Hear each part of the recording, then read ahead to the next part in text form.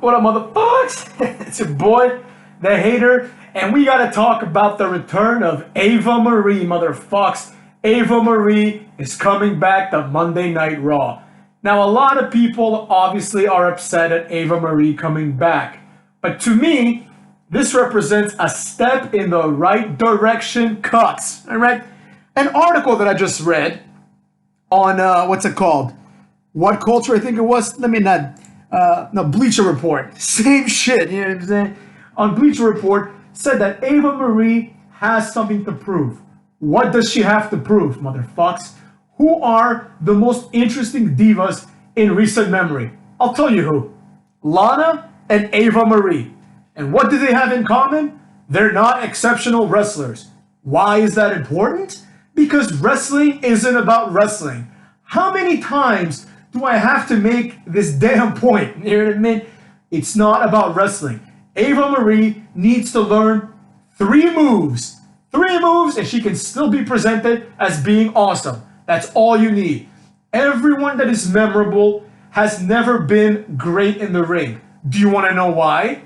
Because in order to be signed for something other than your in-ring ability, you have to be exceptional in one way or another. Perfect example, Lana, not anymore, but when she debuted, was an attractive broad. Now she's got that weird, alien face, you know what I mean? Looked like someone hit her with a pan on it, but it's all swollen and Botoxy. But when she debuted, she was interesting enough to debut as not a wrestler because 1, she had attributes, including the fact that she speaks Russian and therefore could do the Russian accent, and therefore could serve as a logical manager for Rusev, who was positioned to do big things. Unlike in AEW, where he is positioned to win 15 matches in a row on AEW Dark or AEW Elevation or whatever the hell it's called, and then he's going to lose to Darby Allin, you know what I mean? So Rusev, who was positioned to do big things, was packaged with Lana. This was before Rusev could not speak English, or at least could not speak English well.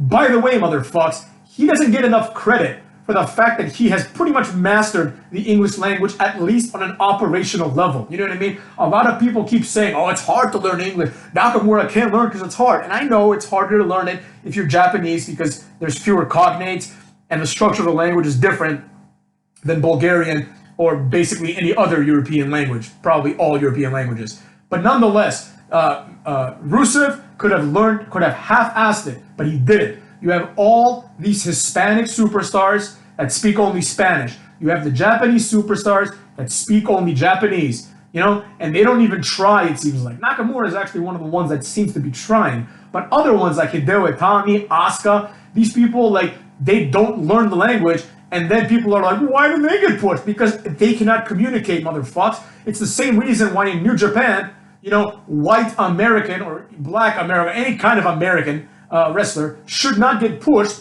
you know what I mean, if they cannot speak the language and cut a promo. Kenny Omega speaks fluent Japanese. These other jobbers don't, and that's why they're jobbers, right? The only exception will be something along the lines of wrestlers banding together and creating something like the Bullet Club, where the entire premise is that they're not Japanese, that they're foreigners, right? So that's what they should do with Nakamura and friends, but that's neither here nor there, cucks. That's neither here nor there.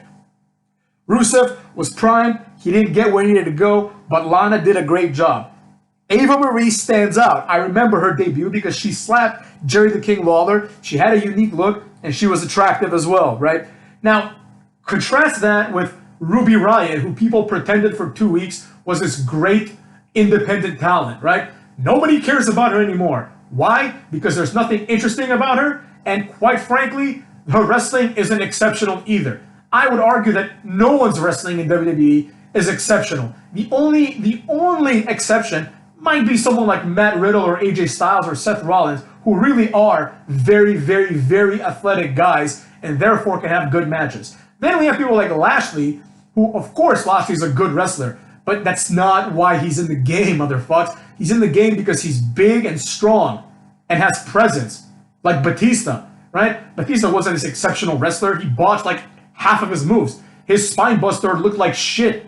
You know what I mean? And the Batista bomb never looked consistent. It almost felt like he wasn't strong enough to pull it off convincingly. But that's neither here nor there either. The fact is what the fact is. Eva Marie has absolutely nothing to prove. In my opinion, the other female wrestlers have to live up to the standards set by people like Eva Marie, who are actually entertaining and people will look forward to them. You know, Eva Marie has a natural gimmick of being this like annoying, bratty type girl who thinks she's better than everyone because at first glance, she appears to be better than everyone. If you were to go to a party and you were a single guy and you were to see, I don't know, Rhea Ripley, Ember Moon, Asuka, and Eva Marie, who would you be talking to your friends about after you leave the party? I think we all know the answer to that, and it sure as shit would be Eva Marie. That's why it's important that you have a lot of Eva Maries, because Eva Maries, just like other people, male and female, that are inherently interesting, provoke conversation. People will talk. I could see some of my friends tuning in because Eva Marie is there. I don't see anyone tuning in because Shayna Baszler is there, because Shayna Baszler is indistinguishable from Asuka in terms of her character. There's nothing special about these broads, right? Now, with that being said, I understand that the smart opinion is going to be, well, why isn't Sarai being put up to the main roster? I'll tell you why, motherfuckers, because nobody gives a shit about Sarai, all right? The mere fact that Eva Marie is not being put into NXT suggests that she will get a push of some sorts. This is the way of wrestling. Think about everyone that has become a star and how much time they spent in NXT. Starting with the beginning of FCW being repackaged as NXT. Seth Rollins was the first NXT champion, and he was quickly and promptly moved to Raw. You know, he was the first one, he benefited from that, along with Dean Ambrose and Roman Reigns, who were FCW guys, but as far as I remember, never stepped foot in an actual NXT ring, because the company was big on both of them, especially Roman Reigns. The facts are what the facts are. If someone spends any time in NXT, it is a taint. It is a taint when they move up to the main roster, because the announcers have to start referring to them as the NXT champion, the former NXT champion, and then eventually people realize if you're the former NXT champion, you can't go around beating John Cena, because if you do that, you must be an exceptional talent, which begs the question, if you are an exceptional talent, why are you being wasted on NXT? Right? That's what happened with Kevin Owens. He got a huge push beating Cena. He got a slightly lesser push, and then he was exposed by Jericho. Jericho showed that Jericho was still better than Kevin Owens, and Jericho should have beaten him for the title. Not that that really mattered because it was for the US title, but if it was for the world title, Jericho should have won. That's neither here nor there either. The points are what the points are, and the facts are what the facts are, motherfucks. The truth is that if you go to NXT, you will be forever branded a jobber, right? Look at everyone else that WWE was ever big on and how they were treated versus, you know, your rote jobber, right? There are people like Sin Cara, for example, that did not get sent to Developmental as far as I know, right? Del Rio, not sent to Developmental. They expected big things out of these guys. They expected incredible things from Sin Cara. Hideo Itami, I don't know why he was put in NXT, because they had a press conference with Hulk Hogan. Or was that for Sin Cara? I don't know. One of them had Hulk Hogan there. So it's like he was presented as a big deal, but he wasn't treated like a big deal. Eventually, Nakamura, who was a big deal, they're like, I don't know, we're going to put him in NXT first, see how he does, you know? And that was, in my opinion, the beginning of the end. Now let's look at some people that didn't have to go to NXT because they were good. Bad Bunny, motherfucks. Imagine Bad Bunny going to NXT, right? And having an NXT program. That's for Pat McAfee. That's for people that aren't mainstream. You know, Pat McAfee, nobody knows who the fuck this guy is. I don't want to hear, oh, he was the greatest punter of all time. Nobody cares. Nobody knew him, you know? So, Pat McAfee has to go to NXT, even though he is talented, right? And that's why he hasn't been heard from in a while, motherfucks. Now, look at Bad Bunny, a real celebrity. Boom. WrestleMania. Snooki. Remember Snooki back in the day from Jersey Shore? An A-lister at the time. Boom. WrestleMania. Nobody has time to even put her on Raw. You're going to see her at WrestleMania. You have to pay to see Snooki. You don't have to pay to see Nakamura. They should pay you to see Nakamura. They should pay you to see Liv Morgan. You know? You should pay them to see Eva Marie. That's the philosophy. Now let's go through the list a little longer, cucks. Let's go through it a bit longer. Jinder Mahal. They obviously were up on this guy. He came back, not into NXT, directly into Raw. Drew McIntyre is the only example of a guy who has successfully transitioned from NXT to the main roster. No one else can can survive the scrutiny of the counter argument. Seth Rollins, he wasn't really in NXT because NXT had just started. NXT was not what it is today. You know, it was a different entity entirely. You have to watch it on Hulu, you know? Everyone else has been either an abject failure or they have been a mid-carder. You know, look at someone like Apollo Crews or Big E, for example. Both NXT guys, both relatively successful now, but not main eventers, and they likely never will be. You know what I mean? And if they do, it's not because of the fact that they were treated correctly. It's because they have improved substantially. Substantial improvement is still a thing. Again, look at Apollo Crews, look at Andrade, right? There are several people that are like that. Then we have the abject failures. You know what I mean? We have the Hideo Itamis, we have the Tony Nesis, you know what I mean? We have all these guys that never really lived up to it. Enzo and Cass, who I think should have done better, but aren't going to do better. Everyone else in NXT, Bobby Roode, Tyler Breeze, Fandango. I mean, but not Fandango. I guess he came in before. He was part of like the not real NXT. You know, all these guys are abject failures. I'm not counting like Wade Barrett and Daniel Bryan, who were like NXT guys, you know, but it was part of a greater story. You know, everyone else is an abject failure, and the ones that are the worst of the worst are still in NXT, motherfucks. Still in NXT. Some of them are NXT because the opportunity is not prime, it's not ripe. Like Dexter Lumis has been there for not a long time. But don't expect Dexter Lumis to be a main eventer. Unfortunately, don't expect Velveteen Dream to be a main eventer anymore because we haven't seen him in like a year. You know, Johnny Gargano, Adam Cole, Karrion Kross will not be a main eventer. I've been saying that for months. But people like Gargano, Kyle O'Reilly, Adam Cole, these guys, Ciampa, these guys are going to be in NXT likely for the remainder of their careers. And if they come to the main roster, they will swiftly and surely be placed on either 205 Live or on the jobber sheet, motherfuckers. They'll be chasing Akira Tozawa for the 24/7 championship before you even know it. You know, but the good wrestlers, Eva Marie, like when I say good wrestlers, I don't mean in the ring. I mean the good, interesting people. Eva Marie, right? And not all these people become successes, right? Look at the Good Brothers. The Good Brothers skipped NXT. In my opinion, they were the perfect NXT tag team because there they could kind of establish their dominance. But no, it was determined that they are supposed to be superior to the other tag teams, that these guys are going to be big-time tag team players. So they get put on Raw immediately. They get pushed to the moon, motherfuckers. They take out the Dudley Boys. They end the Dudley Boys. Like, those people should be main eventing WrestleMania when you end the Dudley Boys. But no, instead they started feuding with the Viking Raiders or whoever, you know? They started trading losses with FTR. Another jobber tag team that spent too much time in NXT.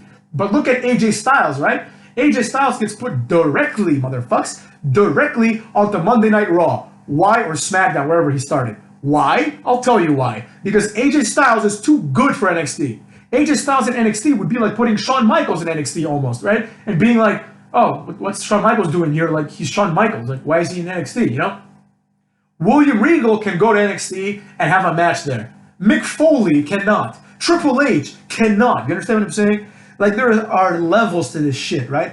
Look at another great example. You know what I mean? Look at another fantastic example. I mean, aside from Drew McIntyre, which we've established is the exception to the rule, look at another person that did not have to go to NXT. Bobby Lashley, motherfucks. Drew McIntyre, NXT. Bobby Lashley, not NXT. Why? Because they're very high up on Bobby Lashley. He is an exceptional talent. Now, let's take this a step further. Imagine a scenario where, I don't know, Stone Cold, CM Punk, The Rock, Brock Lesnar, or let's just say John Cena, or Undertaker. Imagine if one of these 6 people that I just listed decide to come back to wrestling on a full-time basis. Hell, let's throw Edge in there as well. Imagine if they decide to come back to a full-time basis. Edge can go and tease having a match with Pete Dunne all he wants. Everyone knows that Edge is too good for Pete Dunne. Edge is too good for whoever the hell Pete Dunne was facing for the title. I guess Finn Balor. Edge is too good for Karrion Kross. Edge is too good for NXT. And so are every other wrestler that I just mentioned.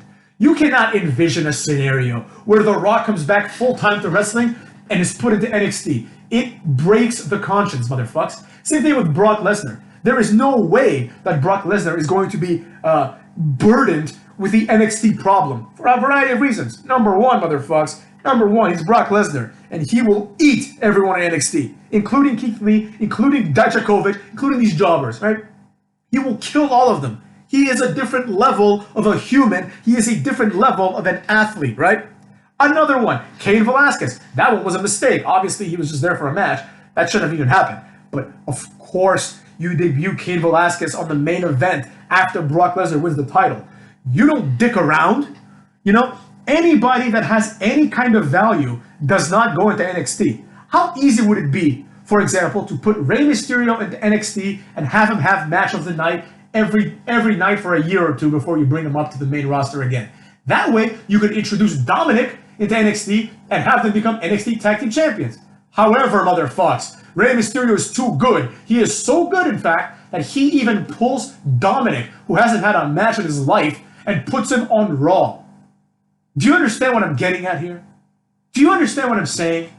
There are special wrestlers, and then there are ordinary wrestlers. The ones that debut on NXT are ordinary wrestlers, motherfuckers. Ordinary. Believe you me, if WWE were to sign, there aren't many left, but if they were to sign someone that's really good and they have really high hopes for, let's say someone like Magnus, he's the only one probably in the independents. James Storm is another one. These guys would not debut in NXT anymore. Number one, because of their age, but more importantly than that, it's they really are stars. You know? WWE, if they want to make them stars, that is, right? Because Bobby Roode was a star, Samoa Joe was a star, but nobody gave a fuck. They knew that Samoa Joe and NXT were a good fit because Samoa Joe will never be world champion in WWE. However, AJ Styles, who did become world champion, boom, no. You don't go to NXT. You debut at the Royal Rumble, and you have a very important match at WrestleMania against the legendary Chris Jericho. How many times has Jericho come back? And how many times has he gone to NXT? One time as a promotional thing when he wrestled like Adrian Neville or something, right? There are wrestlers out there that are meant to be big stars. And there are wrestlers that are not meant to be big stars. Eva Marie is meant to be a big star. Will she become a big star? I don't know, motherfucks. Emelina was supposed to be a big star, and that didn't happen. But the facts are what the facts are, cucks. The facts are what the facts are, and they speak for themselves. It is very evident who and what is appropriate for the main roster and who and what is appropriate for the jobber roster. That's simple, cucks. That's simple. Anyone with any value is not going to put into NXT to waste them with to waste the valuable time that you could use to make money off of them. The people that go to NXT are people that are not going to make you that much money, and that it's better for you to introduce them slowly to people. Because when you introduce AJ Styles at the Royal Rumble, you do so for one of two reasons. Either one, which is what happened, he is a big enough star where people will pop, or two, motherfucks, or two, he is so exceptional on his face, right, that people will be intrigued. Brock Lesnar debuting on Monday Night Raw, you don't need to know who Brock Lesnar is. Because everyone's reaction is, who the fuck is that monster, right? The same thing happened with Braun Strowman. Did Braun Strowman spend a day in NXT? No, motherfucks. That's for Baron Corbin and Cedric Alexander. Braun Strowman comes in wearing a sheet mask. He could come in wearing anything. And the first reaction that most people had, the same one that I had, was, where the fuck did they find this guy? I had a reaction to him the same way that I reacted to Great Khali. Like, what corner of the world did they find this behemoth? You know? That's the reaction everyone has. You don't need to pay your dues if you're good. You pay your dues if you suck. That's as simple as it gets. Look at the UFC. Michael Chandler, he's good. He wins one fight. Now he's in a pay-per-view main event next month. See what I'm getting at? Or this month. I don't even know. Right? You don't have to pay your dues if you've already paid your dues either elsewhere or you are exceptional. Brock Lesnar comes into the UFC. He hasn't paid any dues. But what are you going to do? Put him in the undercard? CM Punk comes to the UFC. Doesn't even know how to fight. What are you going to do? People are like, put him in the undercard. Are you fucking insane? Why? So some nameless jobber that won't be relevant in 6 months can be in the main card? No, motherfuckers. Co-main event. CM Punk is mainstream. So that's why you put him in a mainstream position. So we can compare and contrast people like Brock Lesnar and AJ Styles all day. Throw Eva Marie in there. Eva Marie is not going to be someone that people just know. I mean, they know her now because she was already on Raw, but most people probably have forgotten. But because she has presence and physical charisma and is an attractive broad with a unique look that stands out, people are going to be intrigued. Henceforth, she debuts on the main roster. By the same token, if you were to debut Nakamura, I know that a lot of people think, well, I know who Nakamura is. I would cheer my head off. That's great, motherfucks. Most people would be like, who the fuck is this guy? Nobody would know. They wouldn't know whether to cheer or to boo. Like, it would be like when Santino debuted. You know what I mean? People would be like, who the fuck is this guy? The only way to do that would be to debut him in like your tour of Japan or something like that, you know? Even Jushin Thunder Liger, who's supposed to be like a legend in the wrestling world, is only known by the diehards, by the marks and the smarks, and the anti-smarks. Nobody knows this guy outside of WWE. I mean, outside of Japan, I should say. And maybe the 3 people that watched them in WCW and still remember. So therefore, Jushin Thunder Liger can be brought for his one WWE match in a semi-big context, an NXT pay-per-view, where the fans that are going there are the nerds, the ones that want to know what happens before Raw. Raw gets more viewership than NXT for a reason, cucks, because nobody cares about wrestling that much. And here we are. He goes and barely beats Tyler Breeze, who is now out there getting his ass kicked by Marcel Bartel. So that's how important Jushin Thunder Liger was. NXT sucks. NXT is small time. NXT is developmental. It literally is that. It's you are not good enough for the main roster. We must develop you.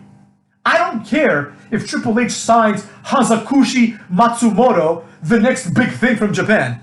Triple H and the fact that there is no confidence in these signings and they get put in the developmental league says enough. It speaks volumes. Triple H can go there and say that NXT is a third brand, but he knows, I know, you know, Meltzer knows, everyone knows that it is the brand of jobbers. I have a friend who is a wrestling super fan, one might say, and he once told me, he said, bro, I heard that Tommaso Ciampa refuses to go to the main roster. And I told him, I said, dog, it's not that he refuses, it's that he knows. He wants job security. He'd rather make $300,000 a year for 10 years than make $600,000 a year for 2 years before he gets invariably released or lowballed in a contract. Do you see what's happening here? People leave WWE and automatically they are repackaged as stars. Some of them are good, like Eric Young. He's great, right? He deserves everything he gets. But then you see someone like Kurt Hawkins, who has been booked so poorly, and now he's out there in pay-per-view matches beating Zack Ryder. You see what I'm getting at? It doesn't matter what you do after WWE. You will be successful. Who is unsuccessfall in the independent circuits after they leave WWE? Like literally, name one person, motherfucks. They all go and become champions somewhere else. Rich Swann was the TNA champion. He was a cruiserweight jobber in WWE. He becomes TNA champion. He beats Eric Young, another guy who was treated like a jobber. None of these people have any form of success. The closest they can get to is to go to AEW at this point. But believe you me, motherfucks, when you look at the greater context of things, New Japan, All Japan, Pro Wrestling Noah, Pro Wrestling David, Pro Wrestling Abraham, none of those things will ever measure up to the success, motherfucks, to the success and the exposure that wrestlers got in places like TNA. People can say whatever they want. Most people were more excited about Samoa Joe than they were about Nakamura.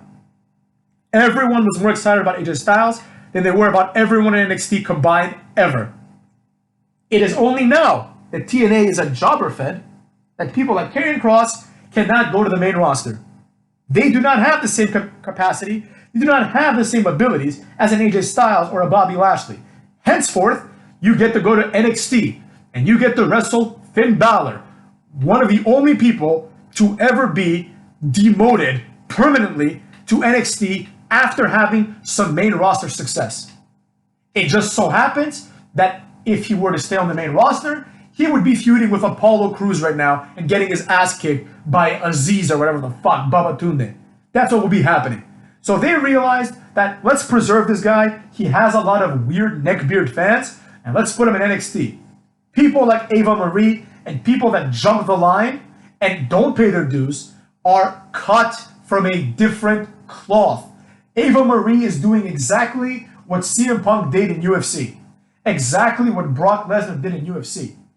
Saying that Eva Marie has to pay her dues is the functional equivalent of saying CM Punk has to go start out in Ryzen MMA, right? Before he makes it to Strikeforce, before he makes it to one championship, then makes it to Bellator, and then eventually one day gets on the undercard of UFC.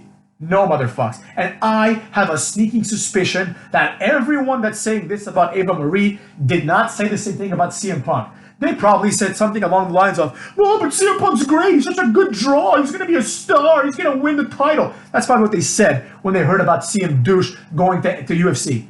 And you know what? They would actually be right, except for the championship part and the success part. But the fact that CM Punk went to MMA, there's only one answer. He has to go to the number one MMA company. He's not going to go to Strikeforce, motherfucks. That's for Jack Swagger. You see what I'm saying? Jack Swagger isn't going to go to the UFC, even though he is like a much more credible fighter and would probably win a UFC fight here and there. And he's a heavyweight. CM Punk is just more marketable, so he gets to jump the line. Jack Swagger, if he starts fighting again and starts winning again, then one day he might go to the UFC. Bobby Lashley wasn't a big star. Strikeforce it is, motherfuckers, or Bellator, wherever the fuck he went. You don't get to go to the UFC unless you're a big name or unless you're an exceptional fighter. It's the same thing with WWE. Unless you are a Brock Lesnar, Eva Marie presence type wrestler, which may also mean you're a good wrestler, you then must be, at minimum, an AJ Styles. You have to maybe not have the biggest presence or the biggest size, but you have to have the incredible skill required to have an AJ Styles type match. Eva Marie doesn't have that. Brock Lesnar doesn't have that, let's be honest. You know? Finn Balor doesn't have that either, though, cucks. So that's why he goes to NXT and AJ goes to SmackDown. And with that being said, go fuck your own asses, go fuck your mothers, and more importantly, motherfuckers, go fuck yourself.